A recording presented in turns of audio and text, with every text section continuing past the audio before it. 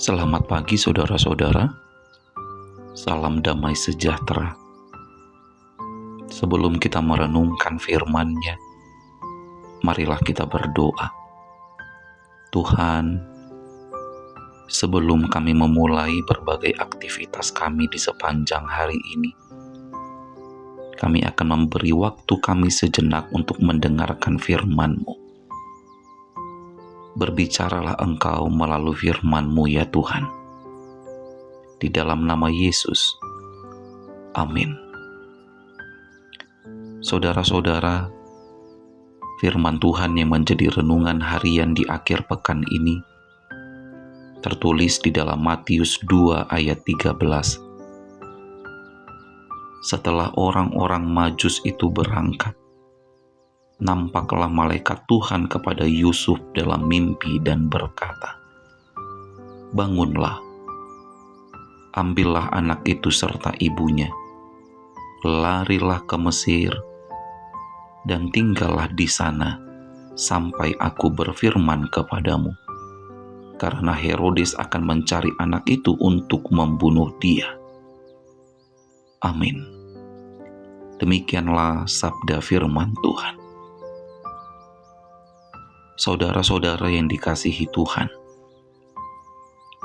ada banyak orang yang berkata, mengapa Tuhan harus bersusah payah untuk menyelamatkan manusia?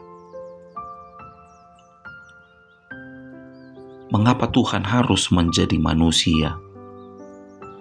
Harus lari ke Mesir demi menghindari kejaran Herodes dan lain sebagainya. Mengapa Tuhan tidak langsung saja menggenapi janji keselamatannya? Ada banyak orang yang berpikir demikian. Mungkin kita juga pun berpikir demikian.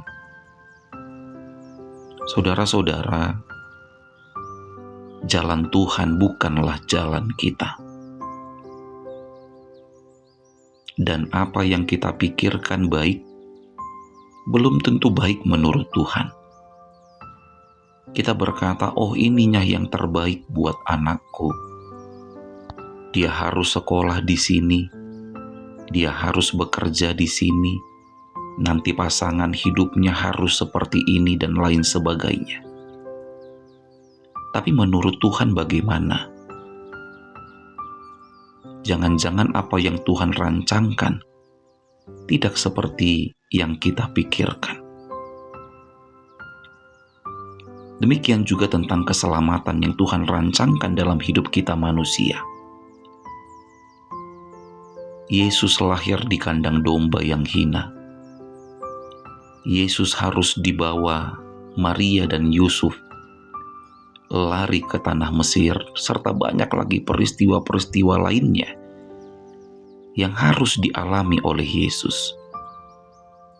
Yang semuanya itu mau mengajarkan kita bahwa Tuhan saja rela berkorban dan menderita demi kita manusia. Maka bagaimana dengan kita? Maukah kita menghargai pengorbanannya? Inilah yang harus kita renungkan, saudara-saudara. Semua bisa dilakukan oleh Tuhan. Dia bisa saja langsung menyelamatkan kita. Dia bisa saja langsung membunuh Herodes pada saat itu.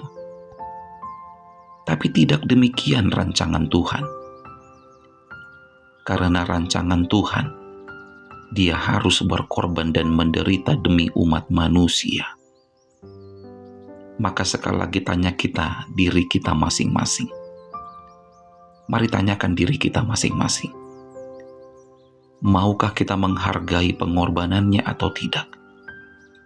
Tahun 2025 akan segera berakhir, saudara-saudara. Mari berkomitmen dalam hati kita masing-masing. Berjanjilah di dalam hidup kita masing-masing.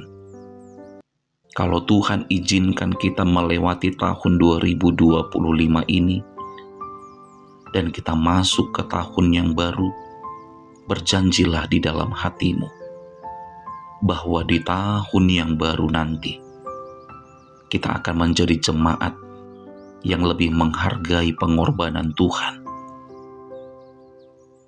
Dengan menumbuhkan rasa kepedulian, dengan rajin ke gereja, rajin berdoa, tidak perhitungan ketika memberi persembahan,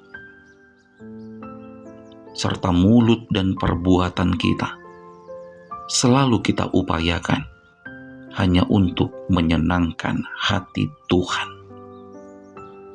Amin. Selamat berakhir pekan. Tetap semangat menjalani hidup dan jangan lupa untuk selalu bahagia. Kita berdoa. Tuhan, kami sadar siapa kami. Kami sadar kami adalah manusia yang lemah dan berdosa. Kami tidak punya kemampuan untuk melawan segala keinginan nafsu duniawi kami. Tapi kami bermohon, tuntunlah hati, pikiran, dan hidup kami Tuhan, agar kami dapat menjalani hidup ini dengan penuh hikmat dan kebijaksanaan. Di saat ini kami berdoa, mendoakan saudara-saudara kami, keluarga kami, dan jemaat yang Engkau kasihi. Berkatilah selalu hidup kami Tuhan. Berkatilah selalu pekerjaan yang kami lakukan yang seturut dengan kehendak-Mu, supaya kami bisa memenuhi kebutuhan hidup dan untuk menyekolahkan anak-anak kami. Terima kasih Tuhan, terima kasih. Di dalam nama Yesus Kristus Tuhan kami berdoa. Terimalah berkat dari Tuhan Allah, kasih karunia Tuhan Yesus Kristus, dan kasih setia Allah Bapa, serta persekutuan Roh Kudus, kiranya menyertai saudara sekalian. Amin.